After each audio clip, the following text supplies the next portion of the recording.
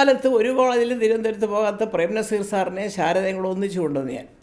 എങ്ങനെയാണെന്ന് ചോദിച്ചാൽ ഉണ്ടാകണൊക്കെ ഇവരെ രണ്ടുപേരെയും കണ്ടിട്ടില്ല, പക്ഷേ രണ്ടുപേരും വന്ന് അസ്കർ ഇനോഗ്രേറ്റ് ചെയ്തു. അത് പിന്നീട് നസീർ സാറ് പറയുമായിരുന്നു, എൻ്റെ പൊന്നെ ഈ നിൽക്കുന്ന ആളിൻ്റെ വാചകടിക്കകത്ത് ആരായാലും പോവും സാറേ, ഒരബദ്ധം പറ്റി, സാറിനെ കൊണ്ടുവരാമെന്നും പറഞ്ഞാൽ ഞാൻ ജയിച്ചത്, അയ്യോ ഇനി പോയില്ലെങ്കിൽ എന്ത് എന്നൊക്കെ പറഞ്ഞപ്പോഴേ സാറ് അങ്ങ് വിശ്വസിച്ചിട്ട് പാവം നസീർ സാറിന് അറിയാമല്ലോ, ഇന്നത്തെ പോലെ ആരെയും ദ്രോഹിക്കണമെന്നോ വിഷമിപ്പിക്കണമെന്നോ ഒരു ചിന്തയില്ലാത്ത ഒരു നല്ലൊരു മനുഷ്യൻ, എൻ്റെ ദൈവമേ. അപ്പോൾ സാറ് ശാരദ ചേച്ചിയുടെ പടം നടക്കുക, ഭദ്രച്ചിറ്റ, രണ്ടുപേരുണ്ട് ബിർലാൻ സ്റ്റുഡിയോയിൽ, രണ്ടുപേരും കൂടെ ചിരിച്ചൊക്കെ പറഞ്ഞെങ്കിലും ശരി ഒരു 3 മണിക്ക് വെക്കാൻ പറ്റുമോ, ഞാൻ ഏത് മണിക്ക് വേണേലും വെക്കാം, സാറ് പറഞ്ഞാൽ മതി. അപ്പം ബ്രേക്ക് കഴിഞ്ഞ് വിമൻസ് കോളേജിൽ വരുന്നു, അപ്പോൾ അത് കഴിഞ്ഞ് അവിടെ 1 മണിക്കൂർ ഇരിക്കുന്നു, എന്നിട്ട് പോരുന്നു. അതൊരു വലിയ സംഭവമായിപ്പോയി.